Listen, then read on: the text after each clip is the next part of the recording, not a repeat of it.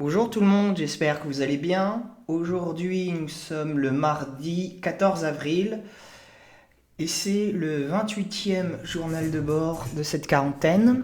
Aujourd'hui, je vais parler du discours d'Emmanuel Macron. Je vais faire une vidéo réaction à ce qu'il a dit hier. Il a dit beaucoup de choses et il y a pas mal de choses intéressantes à dire. Mais avant toute chose, le nombre de cas en France. Alors, hier, le 13 avril, il y avait un total de 98 076 contaminés en France depuis le début de cette crise du coronavirus et 14 967 décès. Il y en a eu 574 rien que sur la journée d'hier. Voilà. Je ne reste pas plus longtemps sur les statistiques, je vais rentrer directement dans la réaction vis-à-vis du discours d'Emmanuel Macron. Alors, tout d'abord le contexte, c'était un discours qui était vraiment globalement très très attendu par la population, parce que tout le monde espérait une date pour le début du déconfinement. Et il nous l'a donné, j'y reviendrai un petit peu plus tard. Globalement, le discours, je l'ai trouvé meilleur que les discours précédents, en tout cas moins mauvais. Mais il y a quand même beaucoup de points à dire et les discours précédents, moi je les avais trouvés particulièrement mauvais, donc c'est pas difficile de faire mieux quand on part de très très bas comme ça. Alors, avant toute chose, voilà, première chose que j'ai noté d'intéressant dans ce discours, c'est qu'il avoue qu'il y a bien une pénurie de matériel. C'est très intéressant car depuis le départ, le gouvernement et une partie des médias nous disent le contraire. Notamment Sibeth Ndiaye, il y avait Agnès Buzyn également qui nous disait que la France avait le stock de masques suffisant, qu'il n'y avait pas de pénurie. Notamment Sibeth Ndiaye a martelé à plusieurs reprises qu'il n'y avait pas de pénurie. Il disait qu'il y avait suffisamment de stock, que la France était préparée. Et donc, alors, bon, que le gouvernement mente, quelque part, c'est de bonne guerre, même si dans un monde normal, cela ne devrait pas arriver. Et on le sait, notamment si Betty Ndiaye avait déjà dit qu'elle était prête à mentir pour protéger le président de la République. Bon, tout ça, c'est acquis. Cependant, à un moment donné, il va vraiment falloir réfléchir sur les journalistes et jeter à la poubelle, à la déchetterie, les journalistes qui ne font pas leur travail. Parce que là, ça commence à bien faire. Les journalistes qui ne font que répéter la com du gouvernement, c'est-à-dire dire qu'il n'y a pas de pénurie, qu'il y a suffisamment de masques, à répéter tels des perroquets sans prendre aucun recul, là, ça commence à bien faire. Notamment au journal de 20 heures. Enfin, c'est arrivé plein de fois. Et là, c'est juste insupportable. Pas tous les journalistes ont fait ça, heureusement, mais une très très grande partie des journalistes ont fait ça. On fait que reprendre les chiffres du gouvernement sans aucun recul.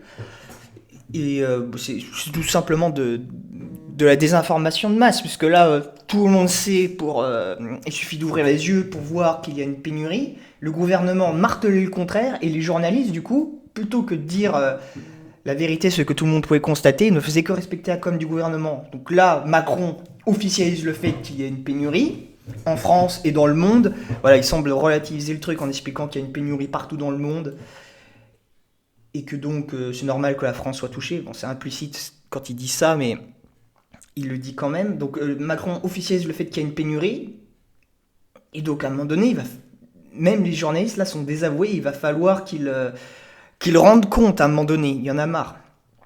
Ensuite, Emmanuel Macron, ça c'est un petit détail, mais Emmanuel Macron a souligné la solidarité des États voisins vis-à-vis de la France. C'est notamment, j'en avais parlé dans je sais plus quelle vidéo, sur le fait que le Luxembourg, l'Allemagne, la Suisse et l'Autriche ont récupéré des patients français atteints du Covid-19. Alors là, encore une fois, c'est un élément de com, parce que certes, ils ont récupéré des patients, et c'est très bien, mais c'était un nombre extrêmement faible. Je me souviens, c'était il y a une semaine, c'était 80 patients, je crois. Alors donc pourquoi parler de ça, de cas très faibles, de 80 patients dans un discours à la nation, pourquoi parler d'un point de détail comme ça, si ce n'est juste pour faire de la com.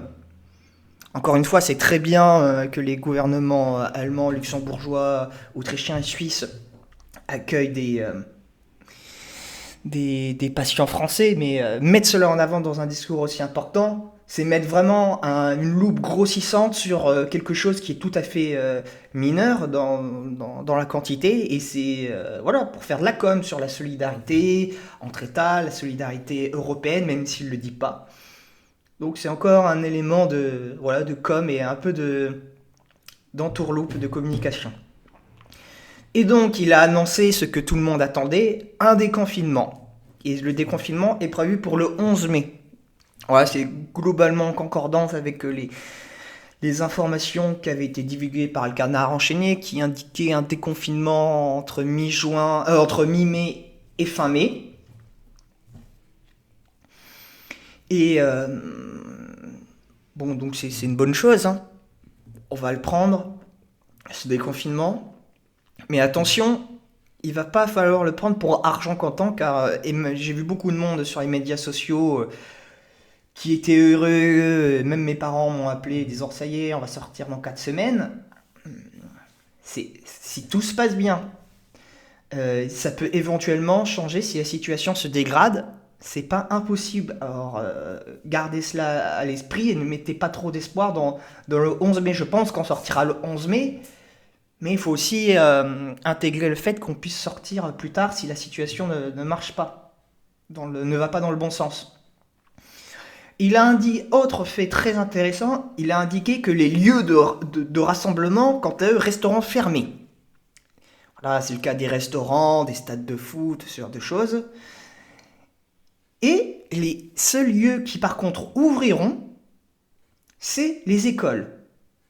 Alors, il justifie cela par un beau discours égalitaire, expliquant que la situation accroît les inégalités, puisque oui, forcément, les gens qui ont des grandes maisons s'en sortent mieux que les gens qui vivent dans des petits appartements, que c'est injuste vis-à-vis des enfants, que les parents qui ont voilà, un bon capital culturel peuvent plus facilement aider leurs enfants pendant le confinement à faire leurs devoirs, et donc ça accroît les inégalités, et que l'école, vous savez, elle est censée aplanir ces inégalités, qu'il faut absolument remettre l'école très rapidement. Il explique aussi, voilà, il parle aussi de la fracture numérique. On sent qu'il a raclé les fonds de tiroir pour parler pour faire un discours égalitaire, pardon. Mais en vérité, je pense que tout cela n'a qu'un seul but, c'est remettre les parents au travail. Je vois pas d'autres explications, parce que il faut pas oublier que les écoles et les enfants sont un vecteur puissant, peut-être le principal vecteur de propagation du virus. Et donc fermer les lieux de rassemblement mais pas les écoles, ça rend toute cette mesure caduque.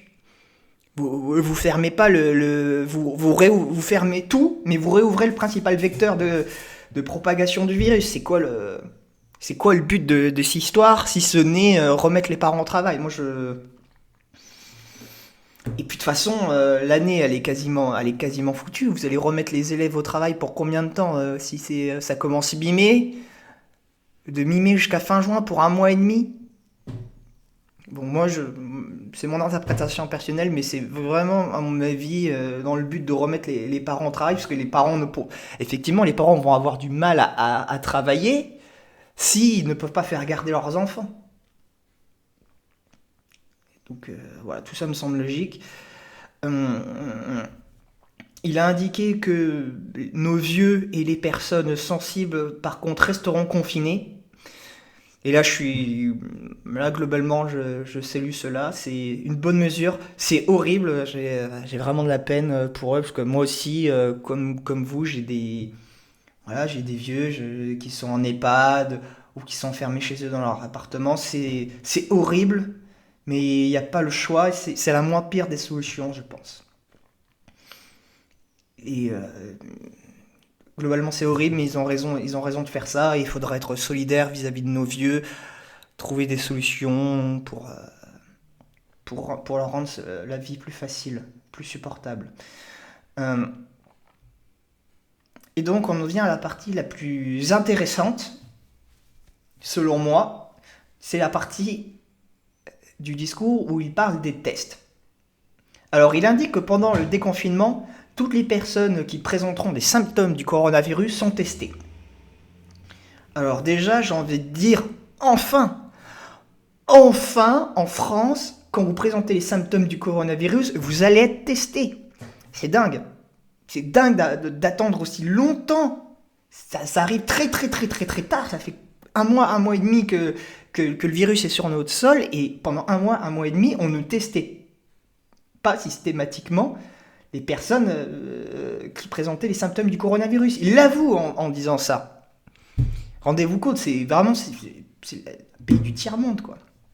Le seul qui faisait des tests systématiques, donc la preuve que c'était possible, c'était Didier Raoult qui à Marseille a fait, je crois, l'équivalent de 1/3 des tests de toute la France. Juste à Marseille, puisque lui, il a testé en masse, il n'y est pas les mains mortes. Mais, donc c'est très bien, c'est un minimum. C'est un minimum, et puisque ça va avoir une utilité très très relative. Vous allez tester des personnes qui manifestent tous les signes du coronavirus, et donc vous allez voir qu'ils ont le coronavirus, très bien. Mais qu'en est-il de toutes les personnes asymptomatiques ?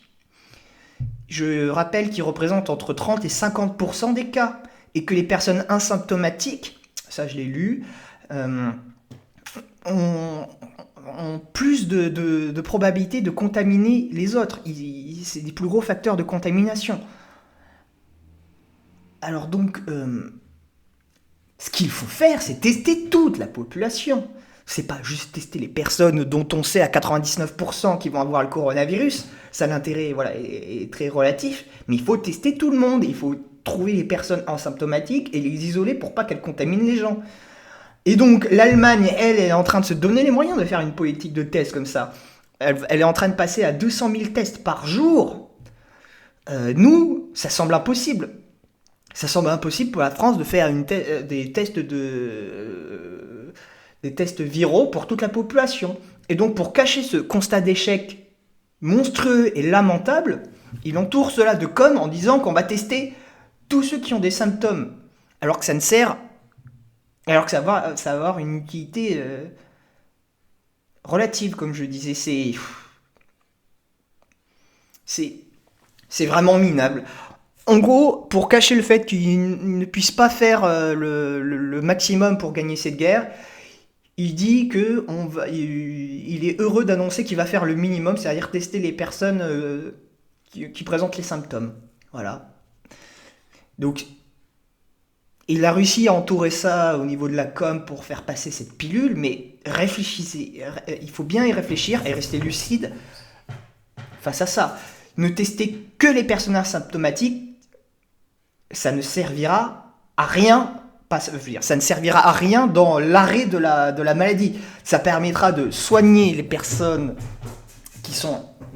qui ont le virus, donc ça c'est très bien. C'est quand même le minimum de faire ça, de soigner les personnes et de savoir qui est malade, et d'être sûr que les personnes sont malades. Mais si on veut vraiment arrêter la maladie, la contenir comme ça a été fait en Corée, et pas être comme des feuilles portées dans le vent et subir cette maladie, il faudrait tester tout le monde. Mais on n'en est pas capable. On n'en est pas capable en France. Et Macron, en étant tout heureux d'annoncer qu'ils vont tester les personnes présentant les symptômes, tout en annonçant ça, il avoue que la France n'est pas en mesure de contenir cette maladie. Voilà, c'est super. Il annonce également que les masques risquent d'être obligatoires dans certaines situations. Encore une fois, je croyais que cela ne servait à rien.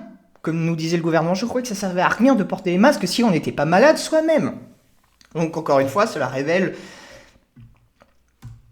les mensonges du gouvernement et des médias qu'il faudra châtier, là, carrément.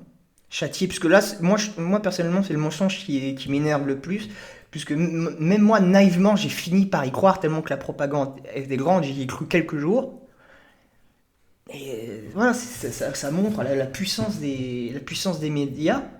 qui, pour cacher les lacunes du gouvernement, ont répété cette communication débile. Mais là, il ne faudra pas l'oublier, il faudra leur renvoyer tout ça dans la tronche. Il annonce aussi que le gouvernement est en train de prévoir un plan global pour l'après-déconfinement et qu'ils annonceront les détails dans les prochaines semaines. Bon, ça c'est bien. Il a annoncé également un autre fait très intéressant, c'est le fait qu'il n'y a pas d'immunité collective. Les tests de sérologie qui ont été faits dans le pays montrent qu'il y a un petit pourcentage, il n'a pas donné les détails, un petit pourcentage de la population qui était immunisée contre le coronavirus. Et que donc on est très loin de l'immunité collective, et cela veut dire que le virus va continuer à se propager tant qu'il n'y aura pas de vaccin. Et il confirme les infos venant d'Asie qui parlent de seconde vague. Donc on va y avoir droit à une seconde vague parce qu'il n'y a pas d'immunité collective, qu'on ne teste pas massivement la population. On va y avoir droit. Préparez-vous. Et ça c'est des choses logiques qu'on comprend en décortiquant le discours, mais il n'annonce pas clairement les choses. Et ça c'est... voilà, c'est de la com, il faut savoir décortiquer tout ça et être un petit peu objectif vis-à-vis de ce discours. Quand je vois les gens qui gobent ce discours comme ça et qui disent « Ah, Macron, il a fait un bon discours, un bel et beau discours », les gens, prenez un petit peu de recul et ayez un petit peu de lucidité quand même. Analysez les faits et comprenez ce qu'il y a à comprendre.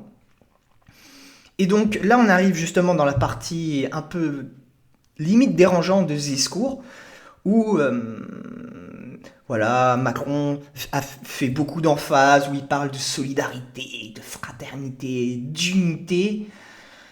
C'est son rôle de président de la République, d'être le garant de l'unité de la nation, donc il en fait des tonnes, mais c'est particulièrement ridicule quand on voit ce qui s'est passé, quand on voit ce qui se passe, les gens dans les banlieues, les blédards qui ne respectent pas du tout le confinement. Je suis désolé, mais moi, c'est mon analyse, mais cette crise du coronavirus, je suis d'accord, c'est Éric Zemmour qui disait ça, a montré que ça y est, il y a bien 2 populations qui vivent en France, qu'il y a une séparation. Il y a d'un côté la population française classique, qui respecte les mesures de confinement, si ce n'est une partie des boomers, ils sont irrécupérables. Mais globalement, cette partie-là respecte le confinement. Et il y a toute une partie qui a fait sécession avec le pays, qui vit principalement dans les banlieues où ces gens sont issus de l'immigration, qui eux ont leur propre système et ne respectent pas le confinement. Donc on voit bien qu'il y a 2 sociétés qui vivent côte à côte. Et donc parler d'unité quand cette désunion et cette sécession n'a jamais été aussi flagrante, j'ai trouvé ça particulièrement malaisant et risible et ridicule. Après, je sais qu'il ne peut pas vraiment faire autrement, mais c'est... Voilà, faire autant d'emphase là-dessus alors que les gens voient très bien que tout est faux, c'est ridicule. Alors après, peut-être qu'il fait... C'est certainement un vœu pieux, voilà, comme je disais, mais c'était too much. C'était too much pour moi. Et je pense qu'il n'a pas été très bon là-dessus. Ensuite, il avoue que l'Europe a manqué d'audace. Alors quel doux euphémisme. Alors il en fait des tonnes et des tonnes sur l'unité nationale. Et par contre, pour avouer que l'Europe a été en dessous de tout, alors là, il minore la situation au maximum. Voilà, il en fait pas des tonnes sur la lâcheté, la couardise de l'Union Européenne. Il faut arrêter de dire l'Europe. L'Europe n'a rien à voir dans cela, c'est l'Union Européenne. Et il annonce qu'il faudra une refondation. Bon, ça c'est intéressant, ça veut tout dire et rien dire, parce que refonder l'Europe, c'est le genre de discours qu'on entend depuis 40 ans. Hein. Autre fait intéressant, il parle de l'aide à l'Afrique. Alors là, ça m'a particulièrement énervé, parce qu'il parle d'aider l'Afrique, sachant qu'on n'est même pas capable de se sauver nous-mêmes, en tout cas de le faire correctement, pour un pays de 60 millions de personnes, et nous, on va on prétend aider l'Afrique, un continent énorme, de plusieurs centaines et centaines de millions d'individus. C'est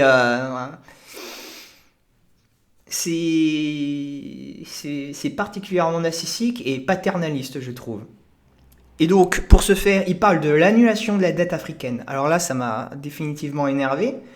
Parce que bon, une dette, ça ne s'annule pas. Dans ce cas-là, c'est-à-dire que c'est d'autres personnes qui vont la payer. Et qui c'est qui va la payer? C'est nous, les contributeurs, comme d'habitude. Et donc, ça commence doucement à m'énerver, puisque les pays africains, ils nous achètent des choses, ils nous achètent des ressources, des produits, des services, mais ils ne les payent pas. Qu'est-ce que ça veut dire? Ce sont des États, des peuples souverains. Sont-ils irresponsables à tel point qu'ils ne peuvent pas faire face à leurs engagements? Qu'est-ce que ça veut dire? Qu'est-ce que ça veut dire? Encore une fois, c'est très très paternaliste tout ça. Et c'est méprisant vis-à-vis des Français qui sont des vaches à lait, juste bonnes à payer. Et c'est méprisant vis-à-vis des Africains en disant ça, on avoue qu'ils ne sont pas capables, comme des enfants, de gérer leur propre argent et de faire face à leurs dettes, à leurs engagements. Qu'est-ce que ça veut dire? Moi, je trouve ça vraiment... Voilà, au niveau de la mentalité, post-colonialiste et paternaliste. Moi, ça, je trouve le paternalisme, c'est le pire des racismes, puisque c'est prétendre faire le bien pour les gens, pour ces gens racisés, on va dire. Prétendre faire le bien, mais c'est en vérité se comporter comme le pire des salopards et le traiter comme des enfants, comme des sous-hommes quasiment. Et ça, c'est un discours absolument méprisable. Les États africains devraient payer leurs dettes comme n'importe quel État dans le monde. Alors on peut à la rigueur alléger leurs dettes, alléger leurs dettes, étaler les paiements sur autre chose, mais putain, bon sang, quand vous êtes un État responsable, vous faites face à vos dettes. C'est pas Maman France qui vient annuler vos dettes. Putain, Maman Europe, c'est insupportable. En attendant, on n'annule pas la dette des entreprises françaises, par contre. Voilà. Alors les Français, eux, c'est des vrais hommes, ils sont responsables, ils peuvent assumer leurs dettes jusqu'à en crever. Les entreprises françaises, mais les Africains, non, ils peuvent pas. Du coup, on annule leurs dettes. Enfin, c'est absolument une manière de penser misérable. Et c'est ça aussi que nous apprend cette crise, c'est qu'à un moment donné, il va falloir être lucide et voir les choses en face. Arrêter de se faire avoir par les beaux discours, la mondialisation, l'antiracisme, tout ce genre de choses, et regarder la réalité en face. Qui sont ceux qui nous ont foutus dans cette merde? Quels sont ces systèmes de pensée qui nient le réel et qui, en niant le réel, nous ont conduits dans ce mur? Et il en parle justement de cette négation du réel. En tout cas, il va en parler dans la suite du discours. Il parle du fait notamment que notre monde se fragmentera. Il dit cette phrase. Alors je l'ai noté. C'est assez énigmatique. Qu'est-ce que ça veut dire notre monde se fragmentera? Il parle de la dislocation de l'Union européenne. Il parle de la fin de la mondialisation heureuse. De quoi parle-t-il exactement? C'est assez énigmatique. Toute cette seconde partie du discours est assez énigmatique. Il dit qu'il faut préparer l'après, et notamment préparer une indépendance économique avec des plans massifs sur la santé et la recherche notamment. Ok, moi je veux bien, moi je dis dac, il n'y a pas de problème. Mais donc, si vous faites ça, si vous faites des plans massifs d'investissement, il va falloir être protectionniste, puisque l'argent que vous injectez dans votre économie, si c'est pour que les gens ils achètent des ordinateurs Apple, tout l'argent que vous investissez ne va pas aller dans l'économie française, il va aller dans l'économie américaine, chinoise. Donc si vous faites des plans de relance, il faut du protectionnisme à vos frontières pour éviter que l'argent que vous investissez parte ailleurs. Et donc, le protectionnisme est totalement incompatible avec l'Union européenne. Donc, ça implique de démanteler l'Union européenne, ou en tout cas de suspendre totalement les règles de l'Union européenne, c'est ce qui reviendra à la même chose. À moins qu'ils pensent à un plan de relance européen. Et là, encore une fois, on voit bien que c'est relativement impossible, puisque le plan de relance de l'Union européenne, il atteint péniblement les 500 milliards, ce qui est largement insuffisant, puisque les pays n'arrivent pas à négocier entre eux, et que les États du Nord, Allemagne, Pays-Bas, Finlande, ne veulent pas sortir de l'austérité, donc ils ne veulent pas totalement sortir, donc ils sont contre des plans de relance trop grands.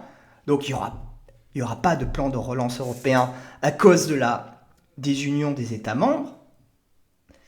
Et donc il ne peut y avoir qu'une relance au niveau national quand il parle d'indépendance économique, pour faire une indépendance économique. Donc il va y avoir un problème vis-à-vis de l'Europe. Soit on suspend totalement les règles de l'Union européenne, qu'on arrive à trouver un consensus qu'on n'a jamais réussi à avoir avec les pays du Nord, soit on sort de l'Union européenne pour faire du protectionnisme national. À un moment donné, il va falloir choisir. Il semble promettre aussi de mieux payer les gens. Bon, ok, ça me semble un vœu pieux, mais pourquoi pas. Il veut planifier, il parle de planification. Là encore une fois, la planification, c'est totalement... c'est impossible dans le cadre de l'Union européenne. En tout cas, la planification au niveau national, c'est impossible. C'est contre toutes les règles de l'Union européenne. Il veut une planification pour préparer la crise, pour préparer les crises à venir. Parce que voilà, donc il avoue que la mondialisation n'est pas si heureuse et qu'il va y avoir des crises à venir aussi. Alors j'imagine quand il parle de crise, peut-être de potentielles nouvelles crises sanitaires, de crise économique, de crise environnementale. Mais s'il avoue qu'il y a des crises, d'où viennent ces crises? D'où viennent-elles? Quelles sont les conditions qui ont rendu possible ces futures crises? Et donc, pour moi, ça semble évident, c'est cette mondialisation des échanges, et cette mondialisation qui a poussé le capitalisme dans des sphères destructrices. Mais lui, il est pour cette mondialisation. Il a toujours été pour. Donc, encore une fois, c'est pas tout ça, c'est... Il y a beaucoup d'incohérences là-dedans.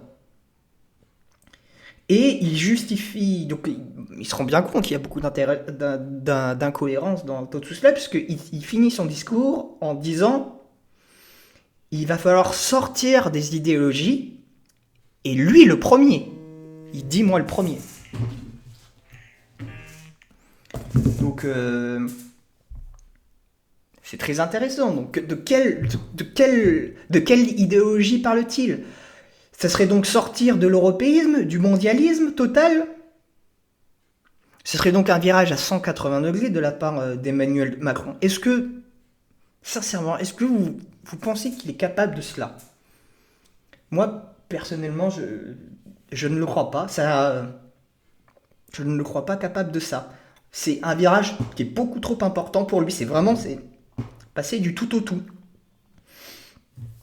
Ce serait un virage plus important que celui de Mitterrand en 1983. Mitterrand, quand il arrive au pouvoir en 81, il est arrivé au pouvoir avec un programme de gauche, comment dirais-je, à l'ancienne, une gauche très sociale, protectionniste. Et à partir de 1983, il a fait ce qu'on appelle le tournant de la rigueur. Il est passé à une économie de financiarisation, à la rigueur budgétaire, notamment au niveau du serpent monétaire européen, pour pouvoir ensuite préparer l'avenue de l'euro. Serpent monétaire européen qui a coûté des millions d'emplois. Donc lui, il est passé du tout au tout, Mitterrand, effectivement. Mais là, ce que annonce Emmanuel Macron, ça me semble encore plus important que ça. Et ça serait, voilà, justement, un anti-1983, ça serait un 83 à l'envers. Ça serait pas le tournant de la rigueur, mais le tournant du protectionnisme. Est-ce que vous pensez qu'il en est capable? Voilà, François Mitterrand, il l'a fait, c'était au bout de 2 ans de mandat, il lui restait 5 ans de mandat. Et l'économie, elle n'était pas par terre, elle n'était pas totalement à genoux comme nous. Et Mitterrand, c'était quand même un homme, moi je sais pas du tout ma tasse de thé, mais c'était quand même un homme politique d'une autre envergure que Emmanuel Macron, avec bien plus de capacité. Voilà. Donc, donc prenez du recul vis-à-vis de ce discours. J'espère que les petites pistes que je vous ai évoquées vous ouvriront des pistes de réflexion à vous aussi. Et en tout cas, voilà. Encore une fois, restez lucide dans cette situation de crise. Restez lucide face au discours d'Emmanuel Macron. Une deuxième vague arrive. Il l'a dit en filigrane dans ce discours. Et comme il annonce qu'on n'est pas capable de faire des mesures de test collectif, elle arrivera. C'est sûr et certain. Préparez-vous. Préparez-vous, préparez-vous. Et quand il vous parle de tournant, de refondation, rendez-vous compte que ça rentre en totale contradiction avec la construction européenne depuis 30 ans, que ça rentre en totale contradiction avec ce qu'est Emmanuel Macron, son programme politique. Et posez-vous la question s'il est capable de le faire. Moi, je ne le pense pas. Et remettez en cause aussi les journalistes qui, là, sont désavoués par Emmanuel Macron et une partie de son gouvernement aussi, en parlant de pénurie et ce genre de choses. Voilà. J'espère que ça va pour vous, que vous avez passé un bon week-end pascal. Et j'espère que cette vidéo vous a plu. N'hésitez pas à partager et à commenter si vous êtes d'accord, notamment. Moi, là, par contre, là, je suis vraiment encore plus intéressé que d'habitude par vos commentaires. Dites-moi ce que vous avez pensé de ce discours et dites-moi si vous êtes d'accord avec mes analyses. Voilà, donc n'hésitez pas à liker, partager, pouce bleu, etc., etc. Et je vous dis à demain tout le monde.